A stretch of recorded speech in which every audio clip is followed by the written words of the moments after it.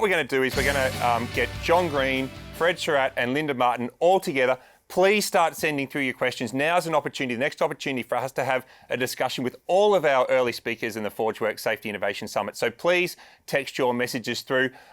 Before we jump into the panel, we've had 3 presentations this morning that have really challenged the way that we think about our approaches to safety in our organisations, the objective and the goal that we're trying to achieve, how we engage with our people, how we understand and lean into and support work in our organisation. So maybe Sydney, before we get our colleagues back onto the panel, your thoughts about the first 3 presentations and your thoughts going into this panel on our approach to safety and our objective around safety.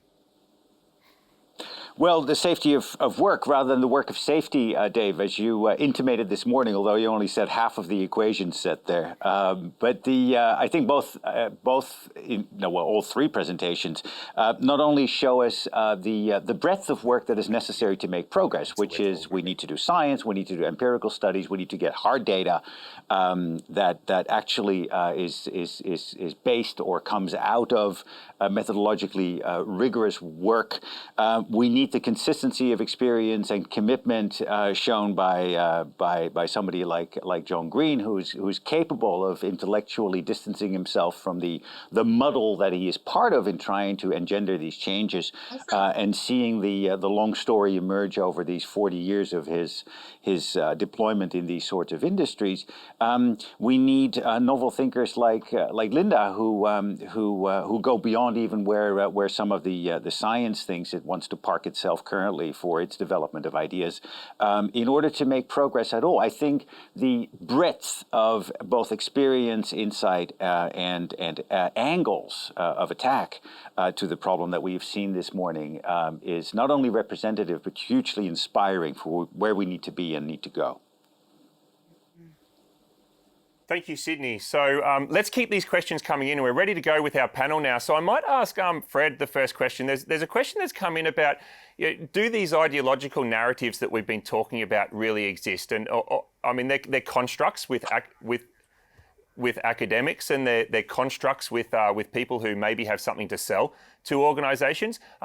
But maybe if these narratives exist or don't exist, what does it say about our reflective practices as professionals? Because Fred, you're really unique, and you spend a huge amount of time on the practitioner side of the fence, and also a huge amount of time successfully on the academic side of the fence. So, how would you describe the relationship between how academics think about safety and maybe how practitioners think about safety? Am I on? Yes, you are. Yes, you are, Fred. Oh, cool. Yeah. Ooh, scary. Thanks, Dave. So this is an interesting question, because I get to do both. I would suggest that for academics have a tendency to overcomplicate, and they don't half like writing stuff to make themselves feel clever.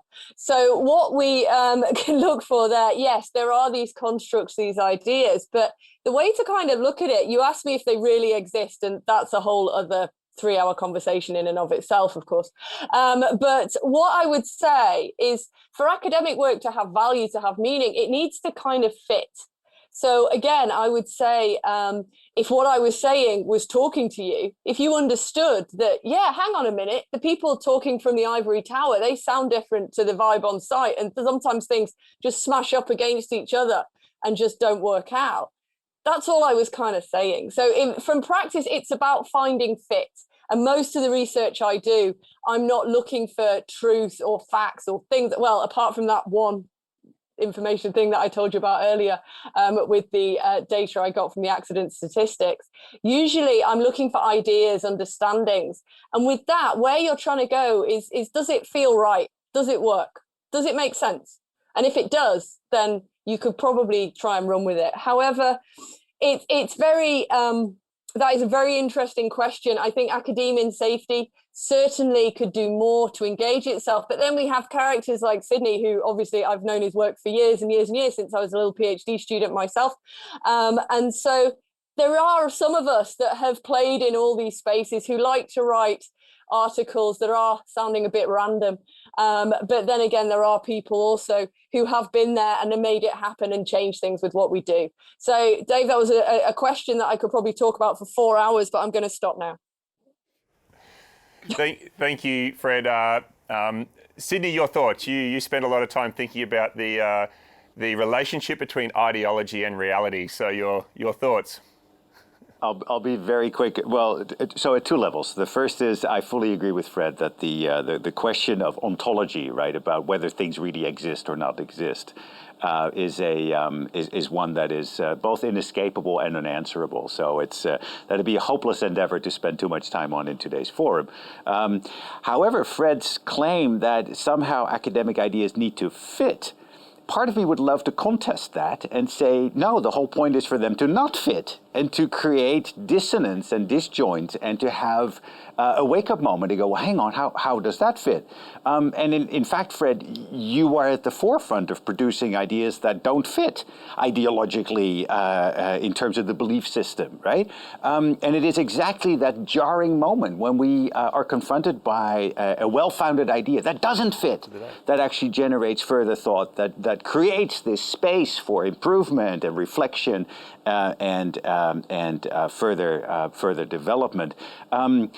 The extent to which this comments, and that's a deep question underneath the question, on our reflective practice and our reflective capacities as a profession, such to an extent that we are a profession, I think is a rhetorical question, which already suggests that our reflective practice isn't too good, and that may well be the case.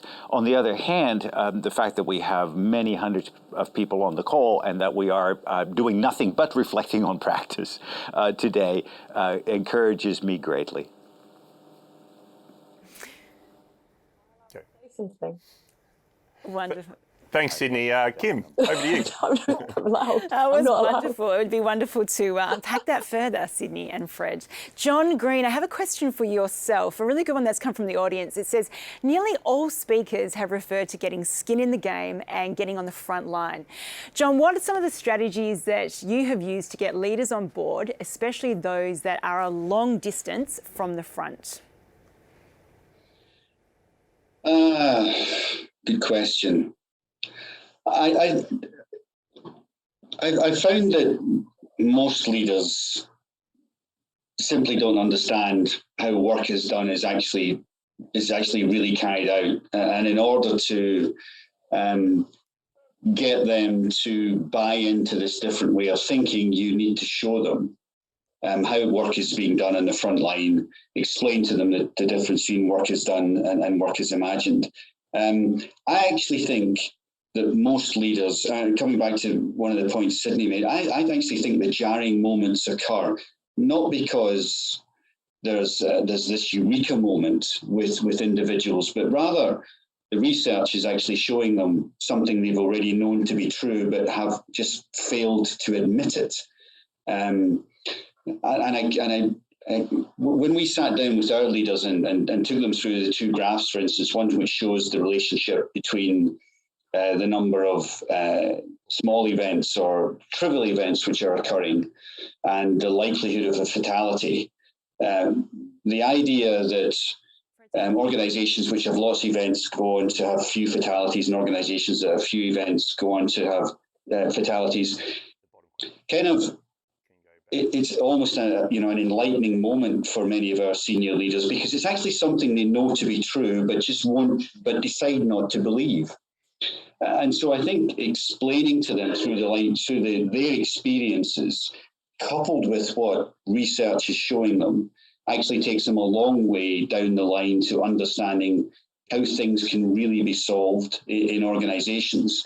Because if you ask them, where are we going to have our next big bad event, they'll tell you it's going to be in one that's showing green across the board. It's not going to be in the ones that are red, because we're already there in and amongst the messy detail trying to fix things. It's the ones that are telling us everything's fine. So they understand that. They choose, however, not to admit it, and they can't cope with the dissonance that sets up in their mind about believing one thing and actually practicing another. I think the other thing that we tried an awful lot of is just moving them away from the cold precision of numbers and getting them into I think what organizations like Lang's did was they suffer from this precision of numbers at the expense of the texture of words. So they couldn't have a conversation which contained the detail that was necessary to explain why things were happening the way they were happening. They relied on cold numbers. And I think moving them away from that to much more qualitative means of assessing safety and away from quantitative means of assessing safety was a big step for us. So I think both those things, getting them to the front line to see how things are happening and moving away from the cold precision of numbers goes a long way, certainly in engineering organizations, to make people understand what's really happening in the front line. Thanks, John. It's the stories about work and it's what sit behind the numbers that are more important than the numbers, whether that number is 0 or 100. I've got a question for Linda now. There's a statement here about improvements in virtual communication, like what we're doing today with a global live stream, more than 1,000 people for the Forge Work Safety Innovation Summit. And this flexible working that we've all had during the pandemic, may be seen as good examples of businesses becoming stronger post-stress. But Linda, do you have any other examples of anti-fragile improvements? And I think specifically like maybe in the construction or the critical infrastructure sectors or other examples of where you're seeing some of this anti-fragility be put into our organisations or our industries? Good. Honestly, I think we are loath to go outside the box in safety right now beyond what we know as our risk tools or those things that we cling to. As I mentioned earlier, the idea of stepping outside and making yourself vulnerable, because that's really what anti-fragility is about, is stepping outside your comfort zone and saying, okay, I'm ready to look at that rock that's screaming through the sky and that's gonna fall on my head, and try to figure out ahead of time what I can do to fix it. I think we will see, now that we've had the pandemic and companies have had to adapt, that there may be a move towards, wait a second here, we need to start looking at things ahead of time that we know are going to happen, either through the news channels or through experience rates with other companies, or just even noticed on the site that people are going to take a harder look at their risk registers, how they look at risk, what they include in risk, and maybe their risk tolerance will get a little bit smaller, because I think we've played very loose with our risk tolerance over time. And what we found is that something like this can break a lot of companies. So, off the top of my head, I don't have, an exact example, but I think it's coming. And I think we can't really stop it at this point, because people, because of the pandemic and the way that they were caught off guard, are now driven by fear towards working harder to mitigate things that are once in a lifetime or once every 50 years. And I agree, Linda. I think organisations crave conformity and certainty and predictability, and I think the pandemic has shown that strong organisations need to be focused on anything but that, and it will be the known unknowns and the unknown unknowns in the future that I think are going to occupy organisational attention, or at least should occupy an organisation's attention. Now, we've got another question here, and Sydney mentioned that I did only mention half of the equation earlier today, the safety of work. I didn't mention safety work. People would know that I have almost an allergy to a lot of the safety work that we do in our organisation. So it was an intentional mistake, Sydney, as opposed to my unintentional mistake of substituting complexity with complicated or complication. So, Sydney, look, I'm going to hand this question to you, my friend, and then I'm going to ask you to throw it to the panel, is how do you best move an organisation from a safety compliance focus to thinking about how to make work better? And what a beautiful question. So I'd love you to start with that and then throw to our panel. Well, I'll throw it back immediately. No, not yet.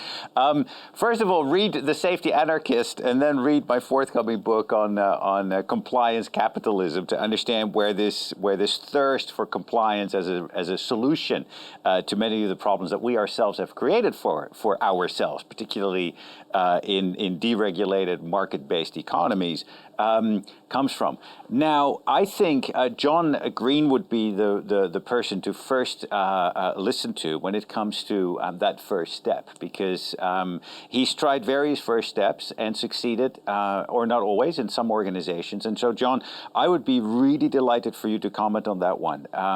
How do you start moving away from that safety compliance focus? Well, I think one of the things is probably what you don't do, and you don't blame other people for the problem. I think it's all too easy for us. Well, we do, don't we? We blame the regulator. We blame, outside agencies. We blame this. We blame the client. We blame a whole bunch of people, because it's a problem of their making, which of course it isn't. Self-regulation is the answer, but the problem is we're crap at that as well. We're crap at self-regulation because all we do is we simply repeat what was in the regulations and take it on ourselves. It's a matter of balance, I think.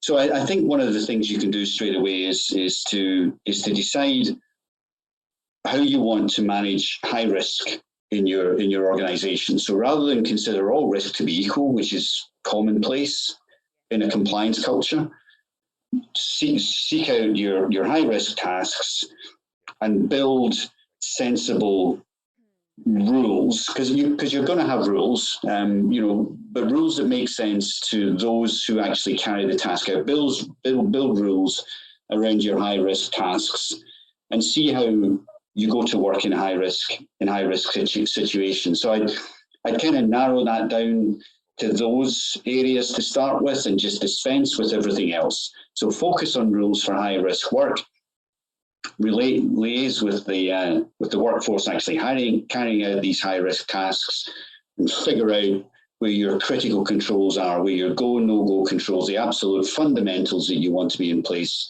when you carry out those high risk tasks. So as a starting point, I think I would go there. But if you want to declutter the rest of your system, simply, go in and look at the stuff that you don't do anymore. I mean, look at the promises that you've made following the last commitment that you made to the regulator, all these gold-plated promises that you've made in order to, get off a prosecution or, decrease a regulatory fine. Look at the processes that are no longer, we had rules for cleaning out fridges. We had rules for crossing the road. You take these rules away and, hey, nobody dies cleaning a fridge, or strangely enough, people cross the road pretty safely without the need for a rule.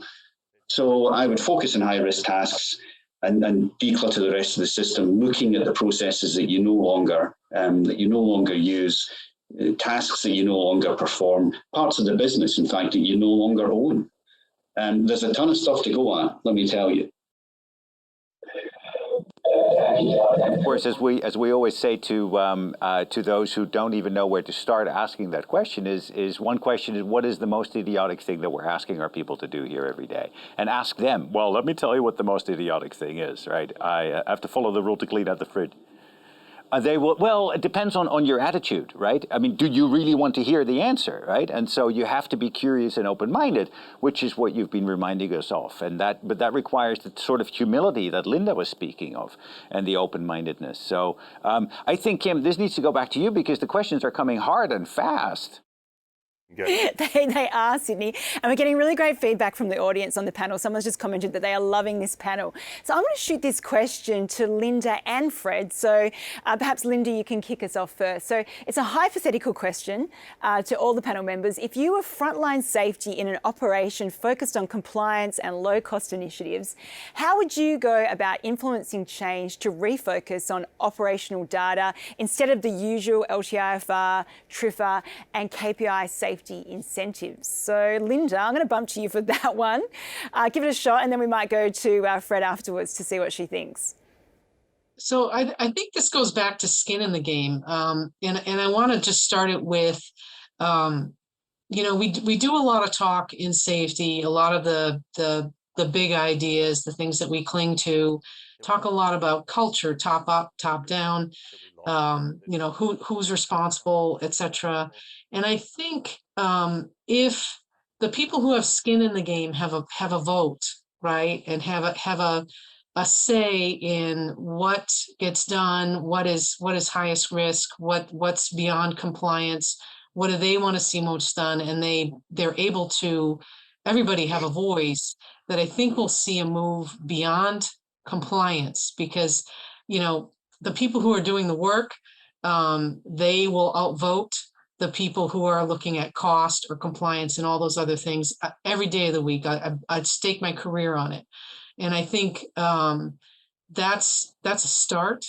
You can't say that you can drop in culture or change culture when there are a bunch of, and I can't say this on air, but there are usually a bunch of people who will not change. And usually they could be at the top and they're saying that they will change, but they don't. They hire a consultant, they bring the consultant in, the consultant tells them what to do, and when the consultant leaves, they say, well, I hired a consultant.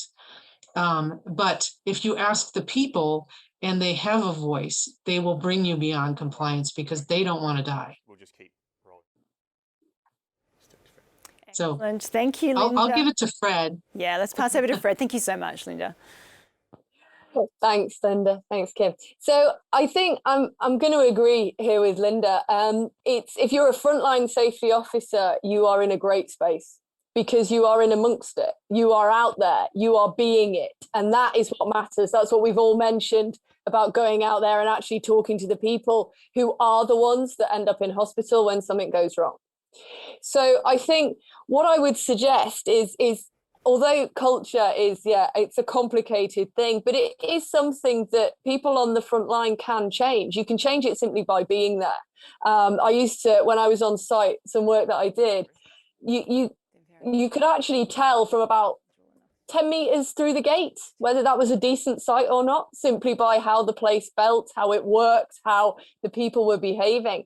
And so to move away from compliance, the notion, something that John spoke to before, talking to the actual workers, get them to situationally self-organize themselves around what they're doing, get their input, their advice. And then you can start to make processorial systemic changes that are able to overtake the compliance. They're actually able to do things better. But from the frontline position, that is easier than if you're coming in at the very top and having to try and cascade that down, because it's boots on the ground that matter, because it's seeing everybody every day that actually generates and produces the kind of positive space in which people are trying to go that little bit further, as Linda said. Excellent. Thank you so much, Linda and Fred.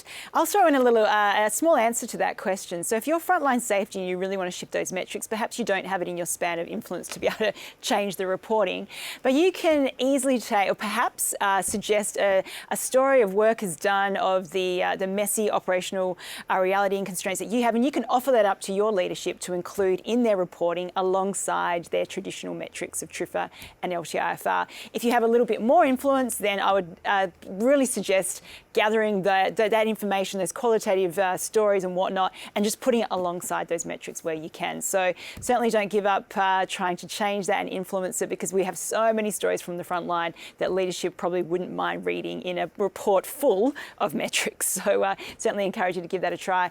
Over to you, Dave, for those questions coming in thick and fast. Yeah, one of the questions that we've had again is about ideology, but I think it's really important that we understand how our organisations think overall, but also how different people within our organisation might think about work, about the organisation, about people, and about safety. So one of the questions is about this ideology that pervades the senior management of organisations about perfection, about control, about immediate improvement and immediate change that is expected within their organisation.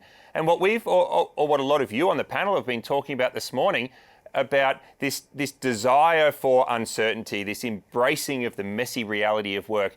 How might we start to have conversations with our organisation about that reality, about the importance of acknowledging and embracing that reality, and making people comfortable with not knowing, making people comfortable with uncertainty in organisations and societies and in markets that just demand answers and demand certainty. So we can start anywhere. Maybe with Fred. We might start with Fred. Is how might you talk to an organisation, the leaders of an organisation, about that mindset?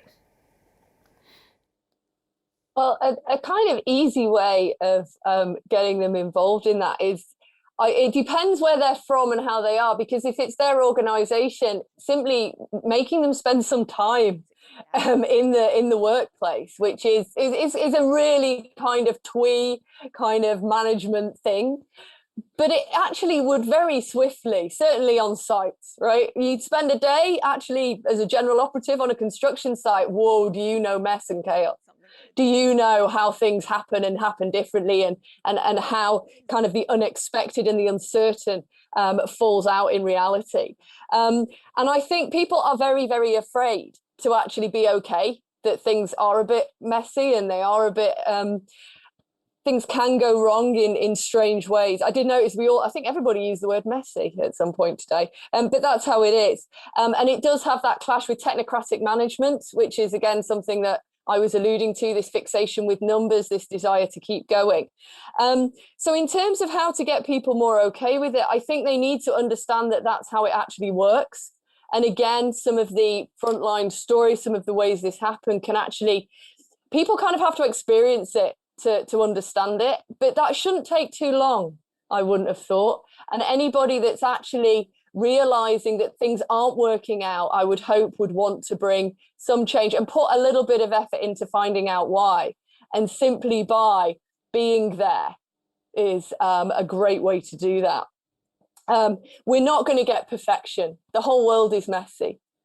Nothing ever falls out. And it's very, very rare within safety. Although, well, I say it's rare to get immediate improvement. It's something firms often really, really rush towards.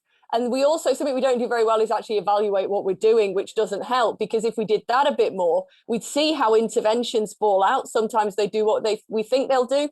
Sometimes massive unintended consequences and something absolutely off the wall happens. If we actually monitored that a bit better, people would probably understand that the places they're trying to poke these safety things is a messy, shambolic space. And you can't predict these patterns. You can't predict how this is going to fall out. So simply by doing a little bit more evaluation, taking the time to wait and see, is that going to work or not, rather than rushing to the next consultancy project around safety, that might actually help us out quite a lot.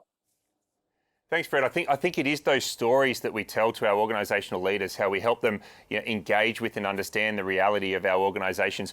I remember myself, one of the proudest moments of my career as a safety professional was when a CEO called me into his office at the time and asked me a question about a business decision he was going to make. And I remember stopping and asking him about, why does he want my advice on this business decision? This doesn't sound like it's got anything to do with safety. And he said to me, David, you know more about this organisation than any other person. You've crawled around at every single one of our sites. You've got a relationship with every one of our frontline leaders. You are the best place to advise me on how to make any business decision that I want to make in this organisation. And I still, to this day, think that that's one of the proudest moments that I've had in my safety professional career. And that is what we do as safety professionals. We bring these stories of reality, of work, of people and their needs and their challenges to senior leaders who think about a lot, but maybe they don't think about what their workers are doing and what they need every single day. So thanks, Fred. Kim, how about you keep going with these questions that are coming in? Thank you so much for the questions, everyone on the line. Yeah, there's some really good ones we're going to might have to come back to if we don't have time to answer them all. So, John, we want part 2 of the story with your visit with Cathallo Rourke. What happened on day 2? Was it seeing that gap between workers imagined and workers done that helped with the executives' thinking and their shift in their thinking? So, yeah, John, please enlighten us as to give us a little bit more detail on what actually happened there on day 2. Yeah, so I think it was. I mean, I think Cathal was probably expecting to see the same as we saw on day 1. And yet we saw this even distribution of labour. We saw the inventiveness of the workforce with the tools that they cobbled together. We saw, it's very easy, we saw efficiency. We saw sensible deployment of labour. We actually saw, interestingly enough, we saw people having fun.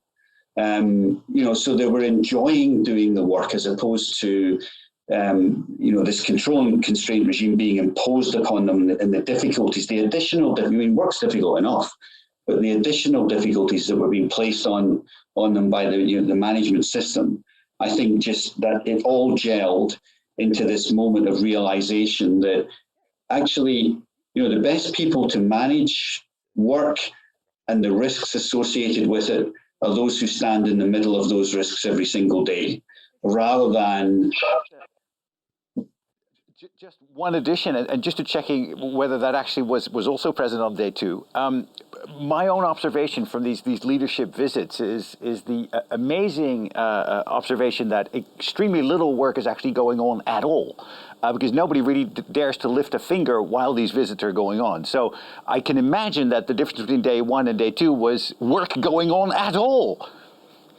There certainly were many more contractors there on the second day. I mean, you know only too well that every time you perform a corporate audit, all contractors are sent home, and anyone with a high-risk license is evacuated somewhere else, so there's no work getting done.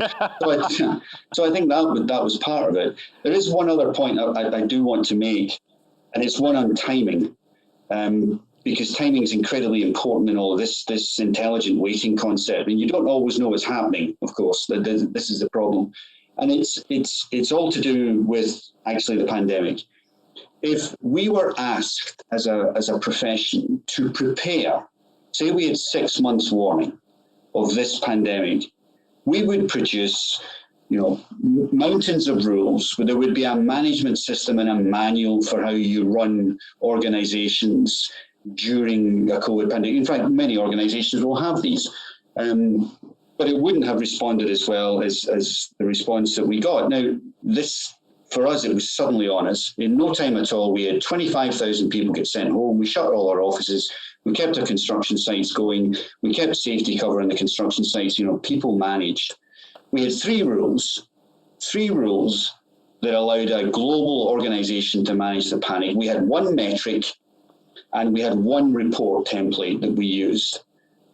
If it had been up to us, I suspect the approach would have been rather different. It would have been overly bureaucratic, it would have been rule-bound, and it would have been difficult to manage. And yet we managed the most difficult time of the organization's history with three rules, one metric and one template. Now that shows, I think, the adaptive capacity of the organization and the people who work for it to handle that challenge that they face. And I think the time is right to really strike with these different ways of thinking. I think organizations are now ready to hear that adaptation and capacity are the ways forward. In the same way that Lang O'Rourke, 10 years ago, when it had 3 fatalities at otherwise perfect sites, realized that more rules and more compliance wasn't the answer. I think the time is right. And if we don't strike now, we're really missing an opportunity. You go then. You're going to come up. Excellent. Thank you so much, John. That was a wonderful answer to that question. I'm sure the audience member who asked that question was very appreciative of that. So we are almost out of time for this panel. So we're going to invite each of the panellists now to give us some closing remarks on your insights and your thoughts to wrap this up. So Linda, we'll bump over to you for this one. Thank you. So I want to thank everybody for humoring me. My thoughts, and I want to remind everybody that it takes a little bit of everything in order to approach whatever problem you're approaching, or whatever work site or whatever company you're approaching. And I don't want you to accept anti-fragility as the silver bullet, unlike any other thought, HOP, BBS, safety differently. They all need to be rolled together and looked at in light of the situation that you're working in. One of the things that I thought about when Fred and John were answering the last 2 questions were related to, how do you change the mind of top management? How do you talk to them about what actually goes on at the site? And my thoughts here are this. in small and medium-sized companies, it is feasible to possibly get people out in the field to see how work is done and how messy it is, and how to, how to get down on that level where your eyes are open, the scales fall from your eyes, and you actually get that this is not just about putting, a quick plan together and here we go and we got some sound bites and let's do this. I'm going to give a plug for one of the things that we don't do well in safety, and that is, I think, the educational system in our undergraduate programs is a little bit broken, in the respect that we could do better to put more personal communication skills and business skills into those programs. The technical can be learned somewhat on the site, not all of it, but I think that a solid base of human capacity and human ability to communicate with others would serve us well at all levels of an organization, especially when you're talking business with upper management. 100%. Thank you so much, Linda. I really appreciate that insightful answer. Fred, what are your thoughts, your closing remarks on this panel? So absolutely fantastic evening to spend in the company of you all. Thank you so much for having me. I would see, Sydney and I have an enormous amount to talk about. So I would like to respond to the fact that please don't be under any illusion. I'm afraid academia is not laden with insightful, safety different things. There are not myriad papers with many new ideas and different ways of doing it. Much of safety academia, unfortunately, is really quite pedestrian. And it's really interesting when somebody, that's how I found Sydney, because he wasn't, of course, when I was doing my literature reviews. So what we actually need is practice. Kind of often leads, as John suggested, a lot of academic work is proving what we actually know already. And I find working with companies, that's quite interesting, that they're actually saying, yeah, but we know this. And I'm like, yeah, I know you know this, but now we know it, or something like that. Anyway, so thank you very much. It's been an absolute pleasure. And of course, I have to leave you with the comment to please be very careful what you're doing with zero. Thank you.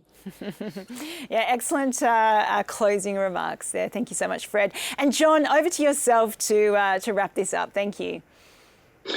Well, I think it's time to talk safety up. In the great COVID reset, or whatever you want to call it, there are very few jobs that get to contribute to the overall success of the business. There are very few jobs that get to mix and mingle and understand the workforce the way that we do. And there are, as David has said, there are very few jobs where, we get to contribute and buy into some of the big decisions that organizations make.